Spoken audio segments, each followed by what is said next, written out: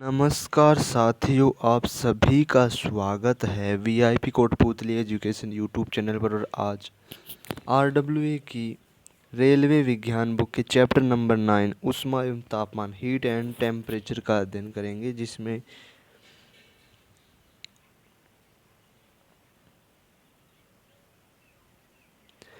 सामान्यतः हम ऊष्मा एवं तापमान में अंतर स्पष्ट नहीं कर पाते हैं, इसलिए परिभाषाओं की सहायता से हम यह अंतर स्पष्ट करेंगे। ऊष्मा हीट, हम जानते हैं कि प्रत्येक वस्तु अणुओं से मिलकर बनी होती है। प्रत्येक द्रव्य, ठोस, द्रव या गैस में ये अणु लगातार गति की अवस्था में होते हैं। बाहर से गर्मी देने पर इन अणुओं की गति बढ़ जाती है तथा ये तेजी से कंपन करने लगते हैं। अणुओं की बढ़ी गति ही ऊष्मा कहलाती है। छूने पर गर्म लगने वाली वस्तुओं के अणुओं की गतिज ऊर्जा अधिक होती है और ठंडी लगने पर वस्तु के अणुओं की गतिज ऊर्जा कम होती है। तापमान टेम्परेचर, वस्तु के अणुओं की अधिक गतिज ऊर्जा, गर्मपन अथवा कम गतिज ऊर्जा, ठंडेपन की माप तापमान कहलाता है। अर्थात तापमान ऊष्मा की माप है।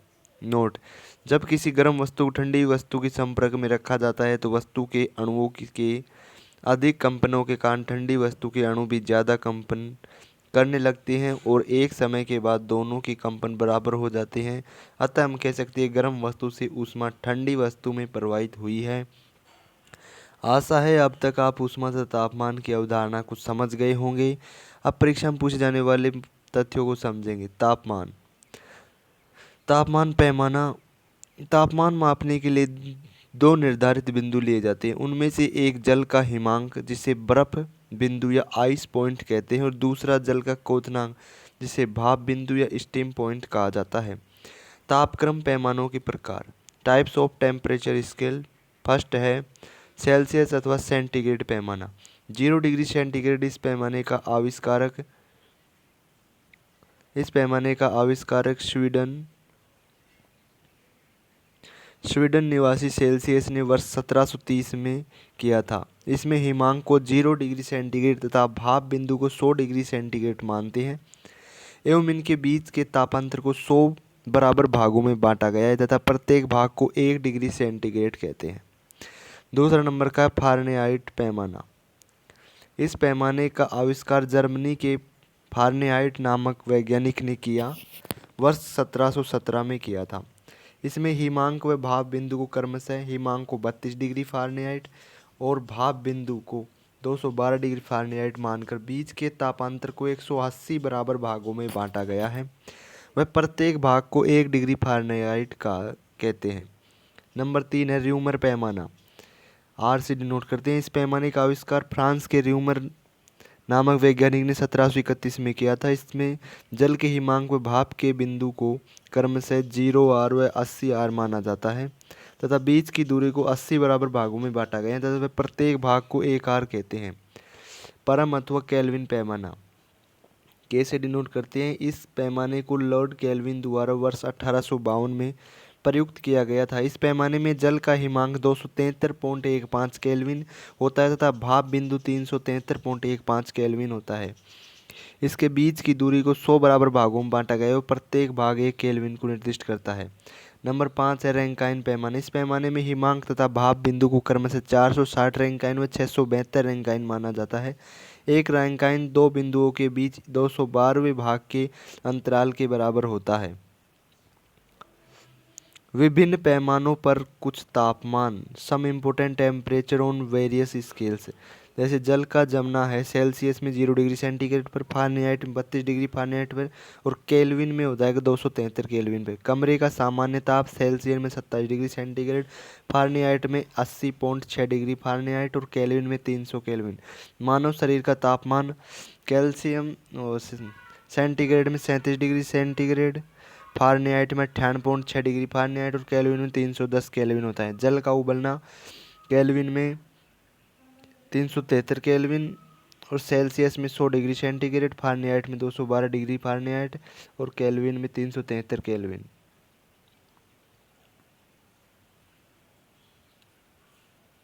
विभिन्न पैमानों के बीच संबंध। C/5 बराबर F-32/9 बराबर K-273/5। ये पैमानों के बीच में संबंध है। इसमें किसी एक का मान देकर के दूसरे का मान पूछा जाता है तो दोनों को बराबर रख देंगे। परम शून्य ताप एब्सोल्यूट टेम्परेचर, किसी भी वस्तु का ताप 273.15 डिग्री सेंटीग्रेड से कम नहीं हो सकता, यही परम शून्य ताप कहलाता है। केल्विन से इस ताप पर अणुओं की गतिज ऊर्जा शून्य हो जाती है। केल्विन पैमाने पर यह 0 केल्विन होता है। उष्मा हीट, विशिष्ट उष्मा स्पेसिफिक हीट, किसी पदार्थ के एकांक द्रव्यमान का ताप 1 डिग्री सेंटीग्रेड बढ़ाने के लिए आवश्यक उष्मा की मात्रा को पदार्थ की विशिष्ट उष्मा कहते हैं। जल की विशिष्ट उष्मा 1 कैलोरी प्रति ग्राम सेंटीग्रेड होती है, जो कि पदार्थों की तुलना में बहुत अधिक होती है, जिसके कारण यह देर से गर्म होती है व देर से ठंडी होती है। इसे एस से प्रदर्शित करते हैं गणितीय रूप में, एस बराबर क्यू अपॉन में एम डेल्टा टी, जहाँ क्यू पदार्थ को दी गई उष्मा की मात्रा, एम पदार्थ का द्रव्यमान, डेल्टा टी ताप में वृद्धि। इसका ऐसा मात्रक जूल पर किलोग्राम सेंटीग्रेड या जूल पर किलोग्राम केल्विन तथा सीजीएस में कैलोरी पर ग्राम सेंटीग्रेड होता है। 15 डिग्री सेंटीग्रेड पर जल की विशिष्ट उष्मा 4200 जूल किलोग्राम प्रति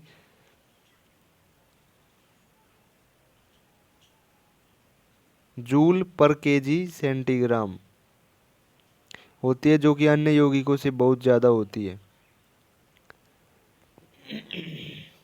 गुप्त उष्मा लेटेंट हीट, गुप्त उष्मा उष्मा की वह मात्रा होती है जो किसी पदार्थ की अवस्था परिवर्तन जैसे ठोस से द्रव, द्रव से गैस के दौरान ग्रहण अथवा उत्सर्जित होती है, लेकिन इसके कारण पदार्थ के तापमान में कोई परिवर्तन नहीं होता है। गुप्त उष्मा के प्रकार और मान। गलन की गुप्त उष्मा लेटेंट हीट ऑन फैशन, यह वह उष्मा होती है जो किसी ठोस को बिना तापमान बढ़ाए दरों में बदलने के लिए आवश्यक होती है। पानी के लिए 80 कैलोरी पर ग्राम होती है। उदाहरण, 1 ग्राम बर्फ को 0 डिग्री सेंटीग्रेड से पानी में बदलने के लिए 80 कैलोरी ऊर्जा की आवश्यकता होती है। नंबर 2 पर है वाष्पन की गुप्त उष्मा, यह वह उष्मा होती है जो किसी द्रव को बिना तापमान बढ़ाए गैस में बदलने के लिए आवश्यक होती है। पानी के लिए इसकी मात्रा 540 कैलोरी पर ग्राम होती है। 1 ग्राम पानी को 100 डिग्री सेंटीग्रेड पर भाप में बदलने के लिए 540 कैलोरी उष्मा की आवश्यकता होती है। अवस्था परिवर्तन फेज चेंज, फर्स्ट है गलन मेल्टिंग, जब ठोस पदार्थ ऊष्मा ग्रहण करके द्रव में परिवर्तित हो जाती है तो इस प्रक्रिया को गलन कहते हैं। उदाहरण के लिए बर्फ का पानी में बदलना। महत्वपूर्ण तथ्य, यह एक अवस्था परिवर्तन की प्रक्रिया है। गलन के दौरान पदार्थ का तापमान नहीं बदलता क्योंकि ऊष्मा का उपयोग अणुओं के बंधनों को तोड़ने में होता है। नंबर 2 पर गलनांक मेल्टिंग पॉइंट, यह निश्चित तापमान जिस पर कोई ठोस द्रव में बदलता है उसे गलनांक कहते हैं। उदाहरण के लिए पानी का गलनांक 0 डिग्री सेंटीग्रेड, लोहा का गलनांक 1538 डिग्री सेंटीग्रेड है। नंबर 3 क्वथन बॉइलिंग, जब कोई द्रव ऊष्मा ग्रहण करके गैस में परिवर्तित हो जाता है तो इसे क्वथन कहते हैं। उदाहरण के लिए पानी का भाप में बढ़ना। महत्वपूर्ण तथ्य, यह एक अवस्था परिवर्तन की प्रक्रिया। क्वथन के दौरान द्रव पूरे आयतन में उबलता है जबकि वाष्पीकरण केवल सतह पर होता है। नंबर 4 क्वथनांक बॉइलिंग पॉइंट, यह वह निश्चित तापमान जिस पर कोई द्रव गैस में बदलता है क्वथनांक कहते हैं। पानी का क्वथनांक 100 डिग्री सेंटीग्रेड जैसे समुद्र जल का, पारा का 356 डिग्री सेंटीग्रेड। संघनन कंडेंसेशन, जब कोई गैस ठंडा होकर द्रव में बदल जाता है तो उसे संघनन कहते हैं। उदाहरण के लिए भाप का पानी में बदलना, सर्दी में शीशे पर पानी की बूंदें जमना। महत्वपूर्ण तथ्य, यह वाष्पीकरण की विपरीत प्रक्रिया है। संघनन में ऊष्मा का निष्कासन होता है। हिमांक फ्रीजिंग, जब कोई द्रव ठंडा होकर ठोस में बदल जाता है तो इसे फ्रीजिंग हिमांक प्रक्रिया कहते हैं, जैसे पानी का बर्फ में बदलना। फ्रीजिंग संघनन और हिमालयन से अलग प्रक्रिया है क्योंकि इसमें द्रव से ठोस में परिवर्तन होता है। फ्रीजिंग के दौरान ऊष्मा निकलती है। नंबर 7 हिमांक, वह निश्चित तापमान जिस पर कोई द्रव ठोस में बदलता है इसे हिमांक कहते हैं। पानी का हिमांक 0 डिग्री सेंटीग्रेड। एथिल एल्कोहल यानी शराब का हिमांक -114 डिग्री सेंटीग्रेड। नंबर 8 वाष्पीकरण एविप्रोजेस, जब कोई द्रव बिना क्वथनांक तक पहुँचे धीरे धीरे गैस में बदलता है तो वह वाष्पीकरण कहलाता है। गीले कपड़ों का धूप में सूखना, यह सतह पर ही होता है जबकि क्वथन पूरे द्रव में होता है। यह ठंडा करने वाली प्रक्रिया, इसलिए पसीना आने पर शरीर ठंडा महसूस होता है। नंबर 9 ऊर्ध्वपातन सब्लिमेशन। जब कोई ठोस सीधे गैस में बदलता है तो उसे ऊर्ध्वपातन कहते हैं। उदाहरण के लिए कपूर, आयोडीन और सूखी बर्फ ड्राई आइस का सीधे गैस में बदलना। ऊष्मा का संचरण प्रोपगेशन ऑफ हीट। ताप में अंतर के कारण ऊष्मा का एक वस्तु से दूसरी वस्तु में जाना अथवा एक ही वस्तु में एक स्थान से दूसरे स्थान पर जाना ऊष्मा का संचरण कहलाता है। संचरण 3 प्रकार से होता है, चालन द्वारा, संवहन और विकिरण द्वारा। कंडक्शन, कन्वेंशन और रेडिएशन। नंबर फर्स्ट है चालन। ऊष्मा संचरण की इस विधि में किसी वस्तु में ऊष्मा का संचरण उस वस्तु के अणुओं द्वारा अपने स्थान परिवर्तन किए बिना होता है। उदाहरण के लिए जब हम धातु की छड़ के एक सिरे को हाथ से पकड़कर दूसरे सिरे को आग में रखते हैं तो कुछ देर बाद छड़ का दूसरा सिरा चालन के कारण गर्म हो जाता है। ऊष्मा चालकता के आधार पर पदार्थों को 3 श्रेणियों में बांटा गया है, सुचालक, कुचालक, ऊष्मारोधी। फर्स्ट है सुचालक, कंडक्टर। वे पदार्थ जिनसे होकर ऊष्मा का प्रवाह आसानी से हो जाता है सुचालक कहलाते हैं। सभी धातुएं आ जाती है। अशुद्धि युक्त जल यानी शुद्ध जल, मानव शरीर आदि। कुचालक, इंसुलेटर। जिन पदार्थों में ऊष्मा का चालन बहुत कठिनता से होता है उन्हें कुचालक कहते हैं, जैसे ऊन, कपड़ा, लकड़ी, कांच, रबर, गैसें आदि। ऊष्मारोधी, थर्मल इंसुलेटर। कांच। जिन पदार्थों में ऊष्मा का चालन बिल्कुल नहीं होता है उन्हें ऊष्मारोधी पदार्थ कहते हैं। उदाहरण के लिए एस्बेस्टस, एबोनाइट आदि। संवहन, कन्वेंशन। ऊष्मा संचरण की इस विधि में पदार्थ के कण एक स्थान से दूसरे स्थान की ओर गति करते हैं। द्रव्य गैसों में ऊष्मा का संचरण इसी विधि में होता है। पृथ्वी का वायुमंडल संवहन के द्वारा ही गर्म होता है। मोटर कारों के रेडिएटर शीतलक तंत्र की संवहन सिद्धांत पर कार्य करते हैं, जहाँ जल द्वारा ऊष्मा का संवहन होता है। रेफ्रिजरेटर में फ्रीजर ऊपर की ओर बनाया जाता है। नंबर 3 है विकिरण, रेडिएशन। ऊष्मा स्थानांतरण की ऐसी विधि जिसमें किसी माध्यम की आवश्यकता नहीं होती है विकिरण कहलाती है। सूर्य से पृथ्वी तक पर ऊष्मा का पहुंचना इसी विधि का उदाहरण है। थर्मस को ऊष्मारोधी बनाने के लिए उसकी सतह पर चमकदार परत, रजत परत चढ़ाई जाती है। दाब परिवर्तन का गलनांक एवं क्वथनांक पर प्रभाव। सामान्यतः दाब बढ़ने से गलनांक बढ़ता है। केवल बर्फ का गलनांक दाब बढ़ाने से घटता है। यदि 2 बर्फ के टुकड़ों को आपस में मिलाकर दबाए जाए तो वे चिपक जाते हैं। नंबर 2, दाब बढ़ने से क्वथनांक बढ़ जाता है, इसलिए कि प्रेशर कुकर में खाना जल्दी पकता है, तथा ऊंचाई बढ़ने पर दाब घटने के कारण क्वथनांक घट जाता है, इसलिए पहाड़ों पर खाना देरी से पकता है। तापीय प्रसार, थर्मल एक्सपेंशन। यह वह प्रक्रिया जिसमें किसी पदार्थ का आकार, लंबाई, क्षेत्रफल या आयतन तापमान में वृद्धि के कारण बढ़ जाता है। जब किसी पदार्थ को गर्म किया जाता है तो उसके अणु या कण तेजी से गति करने लगते हैं, जिससे पदार्थ का आकार बढ़ जाता है। यह प्रक्रिया सभी पदार्थों में होती है, लेकिन ठोस पदार्थों, द्रवों और गैसों में इसके प्रभाव अलग अलग होते हैं। तापीय प्रसार के महत्वपूर्ण तथ्य। तापीय प्रसार की दिशा और प्रभाव। अधिकांश ठोस पदार्थों में तापमान बढ़ने पर लंबाई, क्षेत्रफल और आयतन सभी बढ़ते हैं। ठोस पदार्थों में सबसे अधिक तापीय प्रसार धातु में होता है, जैसे तांबा व एल्यूमीनियम।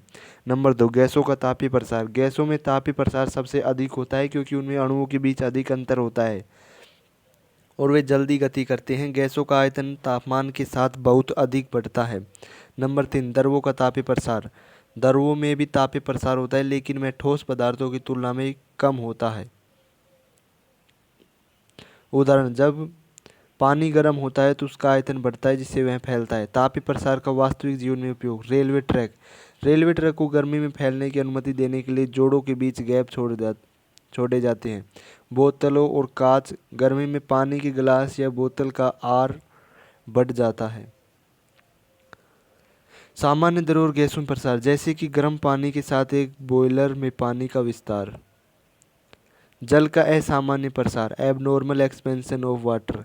जल का असामान्य विस्तार एक विशेष घटना है जिसमें पानी का आयतन ठंडे होने पर सामान्य से अधिक बढ़ जाता है। सामान्यतः जैसे जैसे पदार्थ ठंडे होते हैं उनका आयतन घटता है, लेकिन पानी एक विशेष उदाहरण जो इस सामान्य नियम का पालन नहीं करता है। पानी के साथ यह घटना 4 डिग्री सेंटीग्रेड पर होती है, जब पानी ठंडा होने पर इसका आयतन बढ़ता है। जल के असामान्य विस्तार की परिभाषा।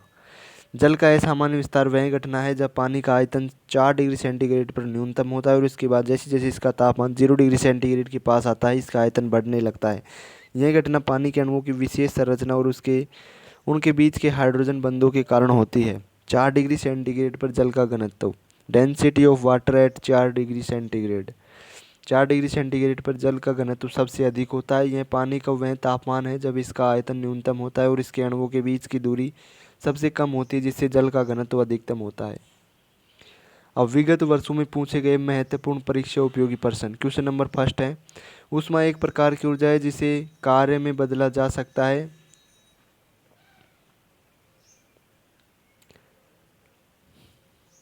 इसका प्रत्यक्ष प्रमाण सबसे पहले किसने दिया? राइट आंसर होगा रदरफोर्ड ने। क्वेश्चन नंबर 2, निम्न में से कौन तापमान का मात्रक नहीं? राइट आंसर होगा पास्कल। पास्कल दाब का मात्रक है। क्वेश्चन नंबर 3, परम शून्य ताप होता है। राइट आंसर होगा 0 केल्विन। इसमें डिग्री नहीं लगाते हैं, केल्विन के।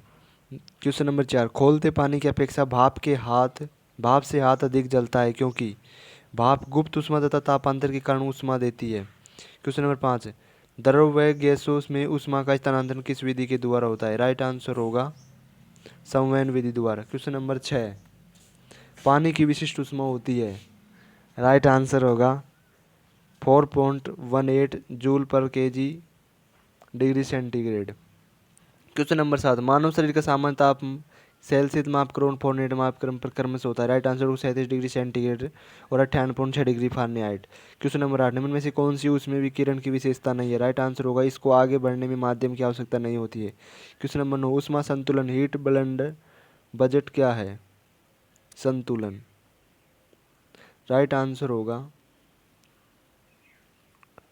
पृथ्वी द्वारा अवशोषित आपतित ऊष्मा और विकिरण के रूप में बाहर जाने वाली ऊष्मा के बीच एक आदर्श संतुलन। क्वेश्चन नंबर 10, किसी ठोस धातु का ऊष्मीय चालकता सामान्यतः बढ़ते तापमान के साथ घटेगा। राइट आंसर है घटेगा। क्वेश्चन नंबर 11, ऊनी कपड़े जाड़े में शरीर को गर्म रखते हैं क्योंकि ऊन ऊष्मा की कुचालक है। क्वेश्चन नंबर 12, ऊष्मा गति का प्रथम नियम किस अवधारणा की पुष्टि करता है? राइट आंसर होगा ऊर्जा संरक्षण का। क्वेश्चन नंबर 13, सर्दी के मौसम में ठंड लगने पर कपकपाने के कारण का प्रतिपादन किया जाता है। राइट आंसर होगा तापगतिकीय के द्वितीय नियम द्वारा।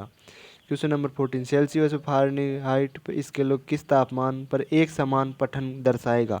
ये मोस्ट क्वेश्चन है। राइट आंसर होगा -40 डिग्री पर।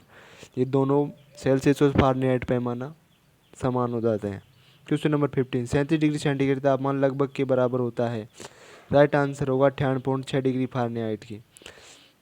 जैसा कि सूत्र है C/5 बराबर F-32/9। इसमें से एक का मान दिया हुआ, जैसे सेंटीग्रेड में मान दे रखा है 37 डिग्री सेंटीग्रेड। सेंटीग्रेड का मान रखेंगे, 5 का भाग देने पर 7.4 बराबर F-32/9। 9 की मल्टीप्लाई कर देंगे और F-32 बराबर हो जाएगा F बराबर 66.6 + 32 98.6 degree Fahrenheit. Thanks for watching, like the video, subscribe the channel. Thank you. ये सीरीज इसी प्रकार से चलेगी। वीडियोज़ को देखो, लाइक करो, सब्सक्राइब करो चैनल को और शेयर करो। Thank you.